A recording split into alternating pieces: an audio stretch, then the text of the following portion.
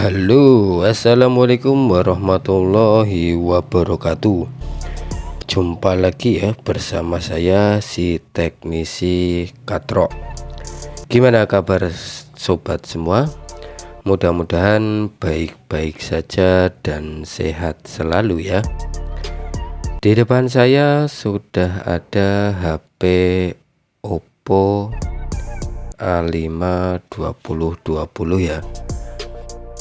Kendalanya LCD-nya ada garis ya, ini di bagian tengah. Saya zoom, ada garis di bagian tengah.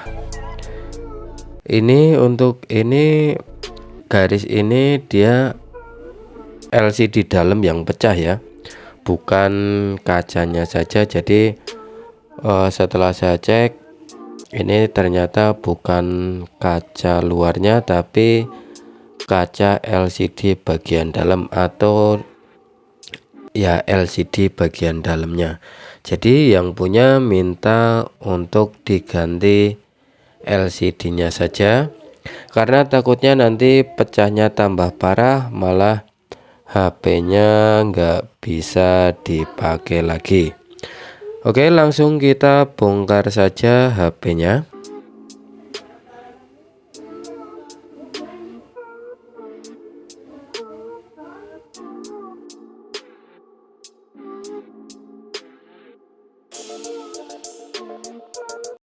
Hati-hati saat pelepasan back covernya ya, ada soket fingerprint. Soket fingerprint ini bisa dicopot dari yang di mesin dulu, atau kita dorong bagian fingerprintnya yang ada di bagian back cover. Terserah kalian mau dorong dulu atau dicopot dulu, itu selera saja. Kalau saya sih sebenarnya lebih cenderung mencopot soket, mencopot baut dulu ya, untuk biar gampang buka soket fleksibel fingernya. Tapi semuanya itu selera masing-masing. Yang penting saat pelepasan back covernya, soket fingerprintnya jangan sampai putus ya. Harus hati-hati dan selalu berhati-hati. Setelah kita copot fingerprintnya, langsung kita buka bautnya satu per satu saja.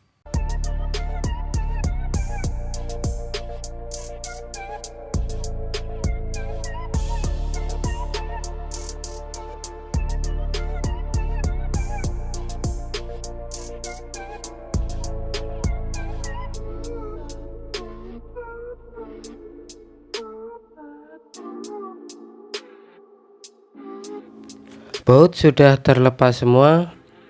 Sekarang tinggal kita buka tutup tengahnya ya. Bisa dari samping, bisa dari yang dekat slot SIM ya. Bisa pakai alat bantu seperti ini, atau bisa langsung pakai kuku saja. Gimana enaknya aja, yang penting hati-hati saat pencopotan. Saat melakukan pencopotan ya, entah HP ini atau mau mencopot sesuatu, itu harap selalu berhati-hati ya.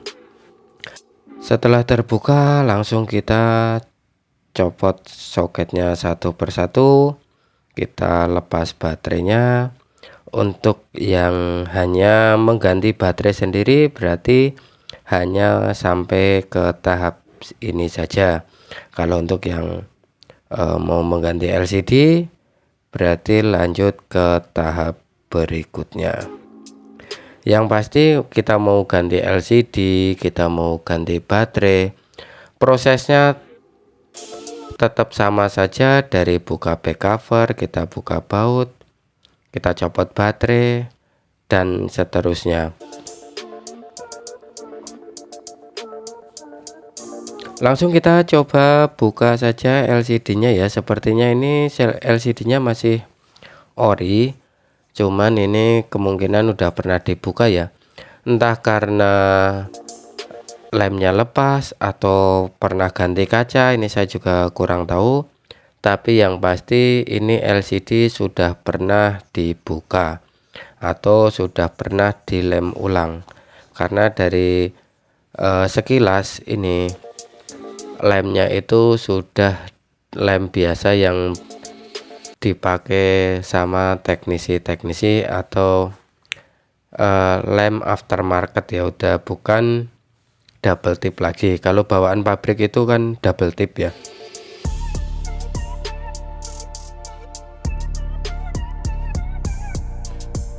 Di sini saya pakai alat bantu biasa, ini segitiga ini saya potong dari plat cetakan IC ya. Saya beli cetakan IC yang biasa, ternyata buat nyetak IC itu kurang enak, jadi kadang malah nempel-nempel, itu kalau dilepas susah IC-nya. Saya potong pojokannya ini jadi bisa untuk nyongkel LCD ya. Kalau untuk menyopot LCD jadi agak enak pakai plat segitiga ini. Ini fungsinya hanya untuk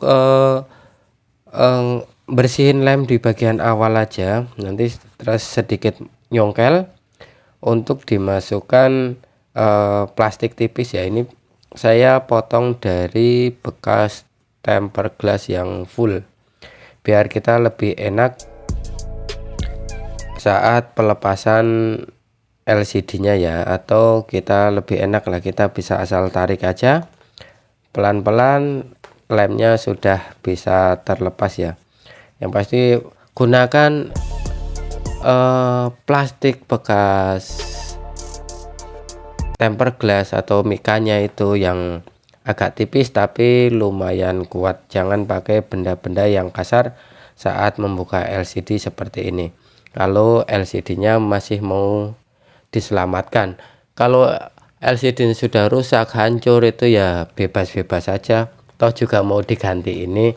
Karena ini LCD-nya tadi masih bagus, hanya garis saja, jadi saya agak berhati-hati untuk mengamankan LCD-nya. Ya siapa tahu kan nanti bisa buat, kalau dapat mesin bisa buat ngetes LCD-nya, mesin yang ada gambar, bisa buat tes-tesan aja LCD-nya. Toh juga sebenarnya masih bisa dipakai normal, cuman ada garisnya saja. Oke ya, ini LCD-nya kayaknya nggak ada cacat, berarti kita saya berhasil ya menyopotnya.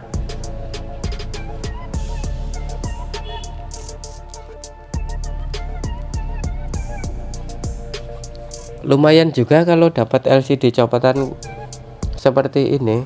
Jadi kalau ada tipe HP yang sama yang masuk karena nggak ada gambar, itu kan bisa kita tes LCD dulu sebelum kita eksekusi ke bagian yang lain. Yang pasti kalau nggak ada gambar, ada suara nggak ada gambar, itu yang pasti kita cek LCD-nya terlebih dahulu. Kalau dicoba ganti LCD masih sama saja, berarti kemungkinan memang bagian mesinnya yang bermasalah. Oke ya, ini LCD-nya bagus, langsung kita copot saja. Ini nanti bisa buat stok untuk pengetesan mesin yang lain. Langsung kita tes LCD yang baru ya. Ini mereknya Hestone. Ini saya dapat di harga 165 kalau nggak salah kemarin itu ya. Untuk di online mungkin agak sedikit lebih murah ya, tapi ya saya kurang tahu juga. Tapi biasanya kalau harga online itu lebih murah 10-15 ribu dibanding dengan toko spare part. Tapi enaknya kalau dari toko spare part itu kita bisa langsung ngetes, kalau ada trouble langsung bisa minta tuker. Kalau kita beli online kita harus nunggu sehari 2 hari, kadang lebih. Nanti kalau datang LCD-nya trouble, kita harus balikin lagi. Ya makan waktu aja. Kalau untuk yang agak buru-buru terlalu makan waktu ya.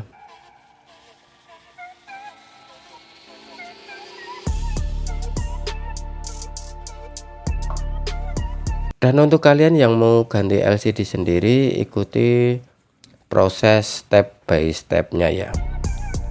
Oke, ini LCD sudah kita pasang dan sudah sampai menu ya. Kita tes touchscreen-nya. Biasa saya tekan dan tahan, lalu saya tarik ke semua area LCD-nya. Kalau aplikasi yang saya geser itu berhenti di satu titik dan nggak bisa digerakin lagi, berarti di titik tersebut kemungkinan touchscreen-nya bermasalah. Dan ini biasanya saya ulangi dua kali ya, kadang 3 kali. Kalau LCD-nya oke, touchscreen-nya oke, baru lanjut ke pemasangan. Oke ya, ini ya dari tampilan LCD-nya bersih, bening, nggak ada dent, nggak ada cacat. Touchscreen-nya pun juga nggak ada kendala. Jadi kita bisa lanjut ke proses pemasangannya. Sekali lagi untuk kalian yang mau ganti LCD sendiri, selalu berhati-hati saat proses, mulai dari buka back cover, pengetesan LCD dan lain-lain. Selalu berhati-hati.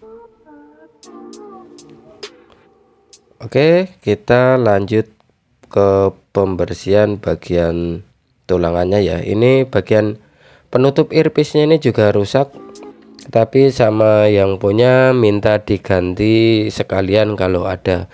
Saya pikir juga nggak ada yang jualan penutup earpiece itu yang buat speaker telinga itu. Ternyata kemarin saya tanya di toko spare part itu, ternyata ada yang jual ya. Karena kalau nggak ada penutupnya ini terlihat agak bolong aja, kurang rapi sebenarnya. Dan kamera itu lebih cenderung cepat berdebu ya, gampang berdebu, dan lama-lama kamera depan itu bisa ngeblur ya. Kita lanjut ke pembersihan sisa-sisa lem yang ada di frame LCD ya. Di sini saya pakai bensin untuk ngelumasin sisa-sisa lemnya biar lebih lunak dan gampang untuk dibersihkan.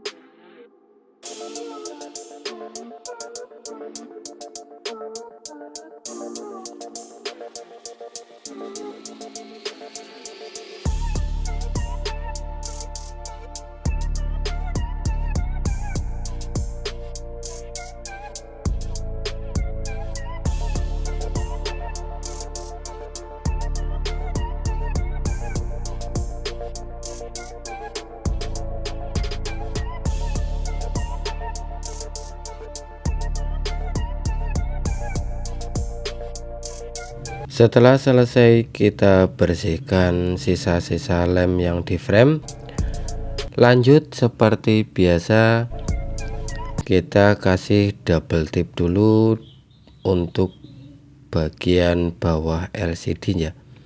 Nggak usah banyak-banyak, sedikit saja. Di sini saya mau kasih 4 sisi tapi sedikit-sedikit saja ya.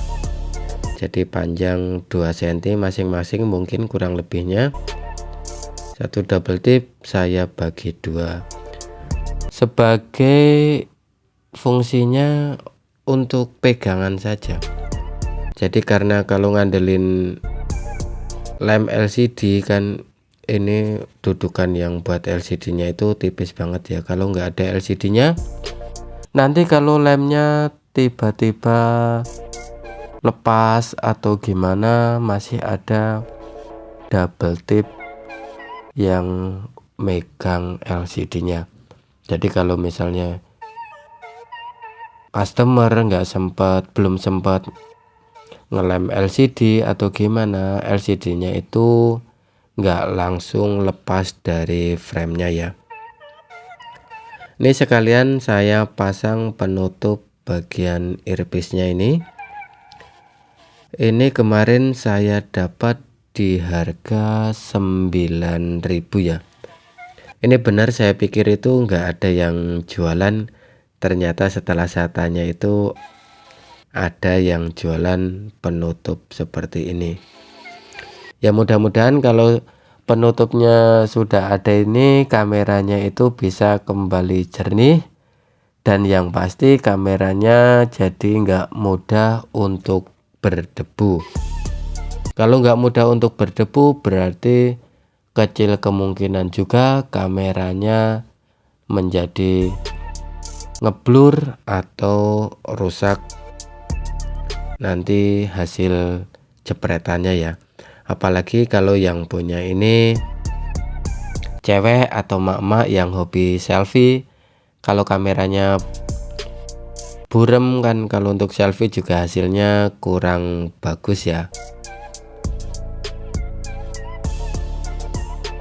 Ini saya coba ngakalin dulu ngepasin dudukan untuk bagian earpiece nya ini ya, karena kalau ori itu kan langsung plek gitu ya, langsung PNP gitu. Kalau untuk yang KW ini kok agak susah, atau karena ada bekas lemnya ya, jadi dia terganjel sama bekas lem yang sebelumnya ya. Jadi saya harus coba bersihkan dulu baru bisa untuk memasukkan penutup bagian earpiece nya.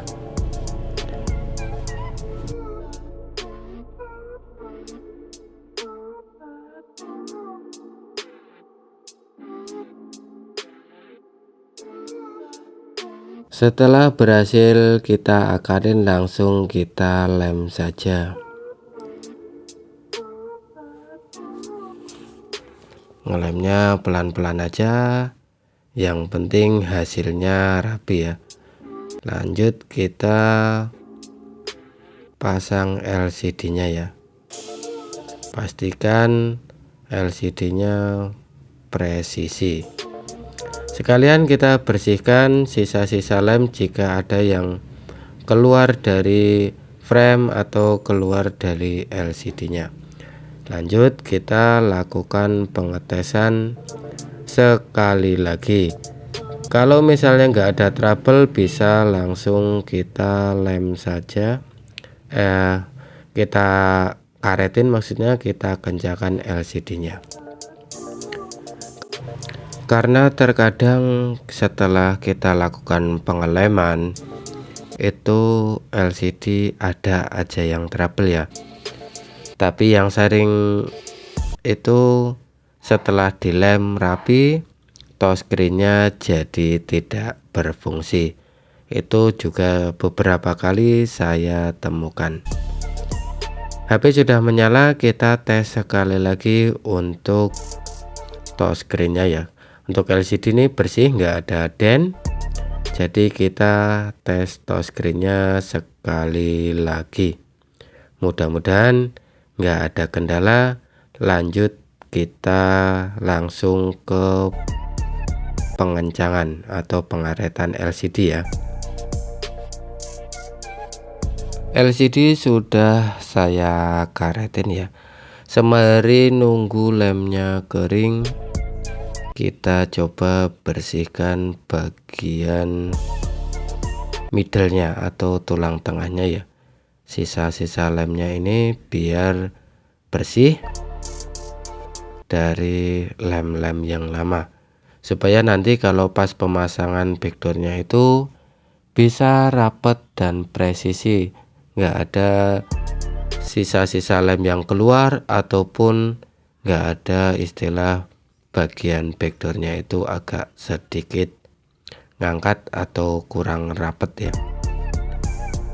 Tetap gunakan pelumas ya, di sini tetap seperti biasa saya gunakan sedikit bensin ya untuk melumasi sisa-sisa lemnya ini biar gampang dalam proses pencopotannya.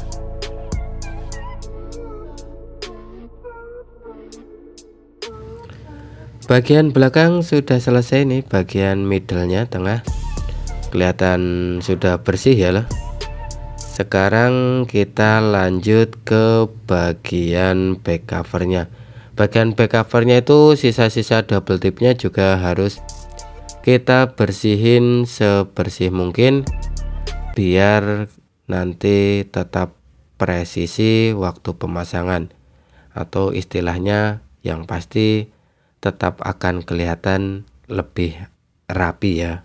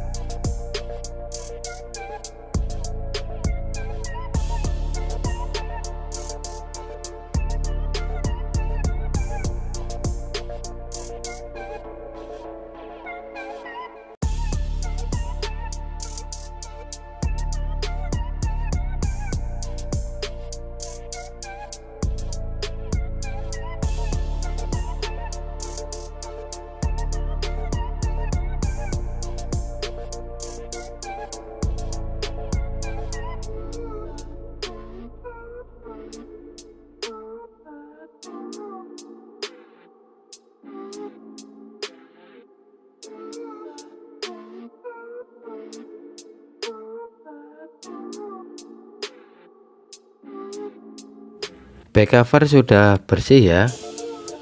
Lanjut kita coba pasang di bagian middle-nya. Apakah bisa terlihat rapi dan presisi atau tidak? Tapi seharusnya sih bisa rapet seperti sedia kala ya, karena sisa-sisa lemnya sudah kita bersihkan rapet ya. Lanjut kita pasang middle-nya ke bagian LCD-nya. Kita copot dulu karetnya pelan-pelan, jangan sampai nyangkut di bagian fleksibel atau nyangkut di kamera atau di yang lain. Yang pasti kita lepas karetnya pelan-pelan saja, gak usah terburu-buru, yang penting hasilnya bisa maksimal. Setelah karet terlepas, kita jangan lupa kasih double tip ya di bagian fleksibel LCD-nya, di bawah fleksibel LCD ya, yang di situ ada titik yang ada double tipnya, supaya nanti fleksibelnya itu bisa lurus atau enggak ada tekukan di bawah baterainya. Kalau ada tekukan di bawah baterainya, nanti baterainya jadi nggak bisa presisi atau kelihatan agak melendung ya.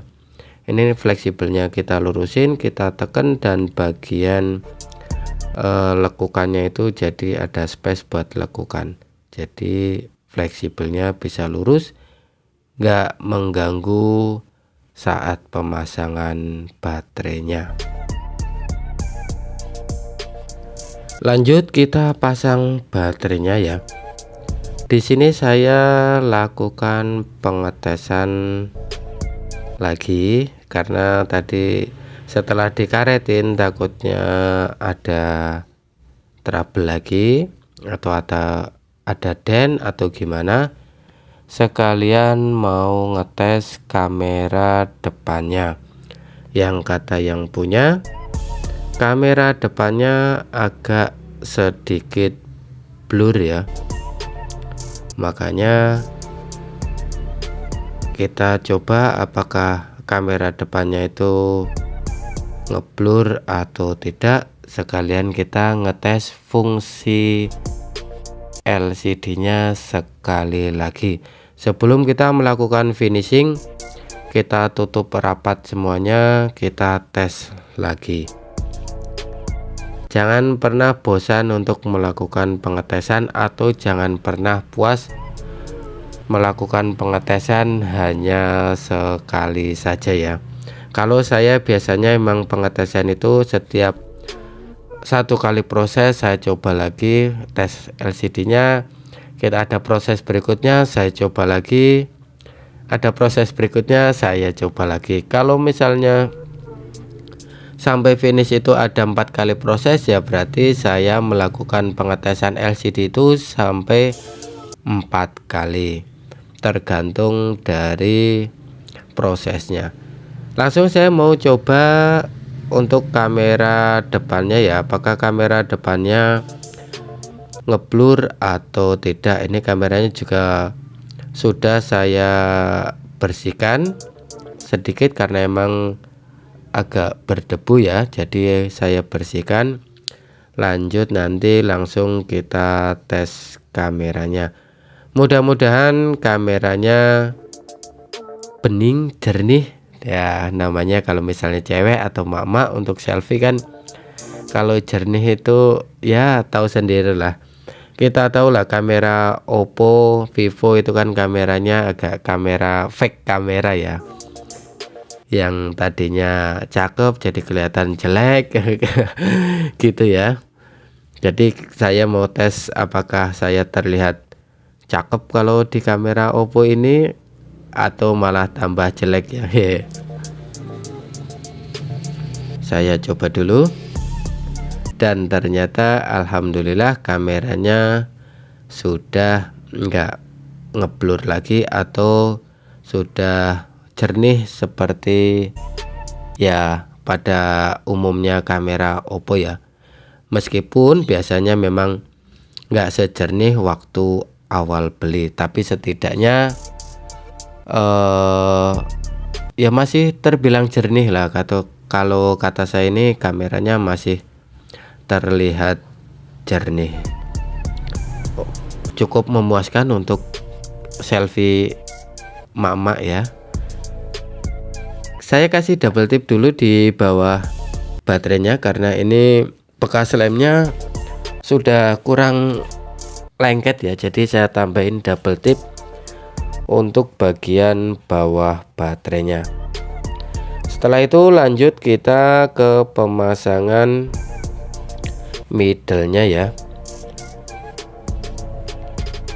Habis itu setelah middle, back cover dan finish. Tetap pelan-pelan saja, nggak usah buru-buru, yang penting hasilnya rapi, hasilnya bisa maksimal. Lebih puas kita kerjakan sendiri daripada dikerjakan orang lain.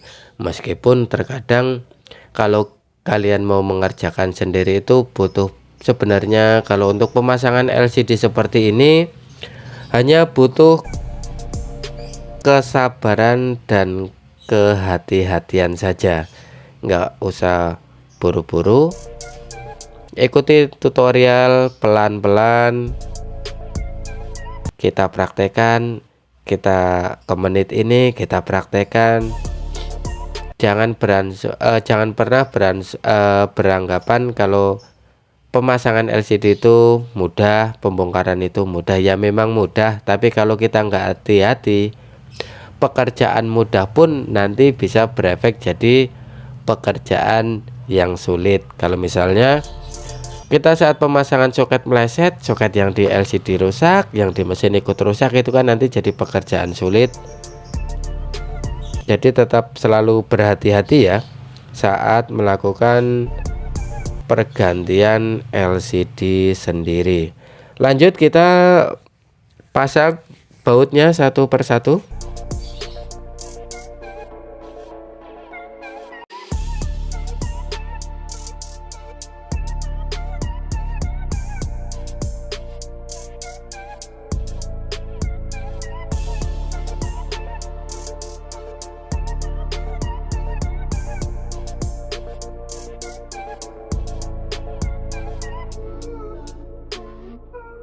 Setelah pemasangan baut selesai, lanjut kita ke pengeleman. Untuk bagian back cover ya kita kasih lem dulu pelan-pelan, tipis-tipis saja, nggak usah tebal-tebal, karena ini bekas lem yang lama kan sudah bersih ya, jadi tipis-tipis saja biar lemnya saat kita tekan di bagian back covernya itu nggak keluar atau nggak bleber kemana-mana ya. Tetap pelan-pelan saja, hati-hati, dan usahakan serapi mungkin. Untuk pemasangan yang bagian fingernya terserah mau dipasang fingernya dulu atau dipasang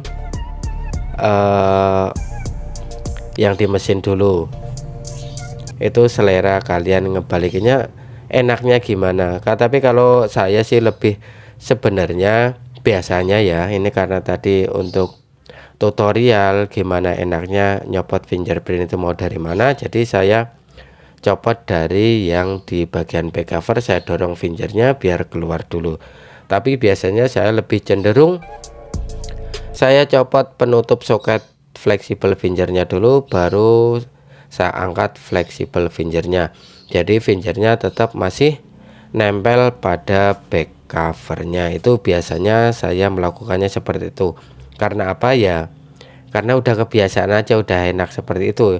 Kalau saya nyopot dari belakang seperti ini, saya dorong fingerprintnya, nanti untuk ngepasin fingerprint pada lubang itu kadang agak meleset sedikit ya. Karena ngepasinnya itu ya dibilang gampang ya gampang, dibilang susah ya susah, karena itu kan ngepres banget ya. Jadi emang harus benar-benar presisi saat pemasangan fingerprint pada lubang back covernya. Lagi-lagi kembali ke ya enaknya kalian aja gimana, mau dari fingerprintnya dulu yang di back cover atau kita lepas dulu soket penutup fleksibel fingerprintnya. Langsung kita tutup, kita rapikan dan finish sampai di sini ya. Oke, mudah-mudahan bermanfaat.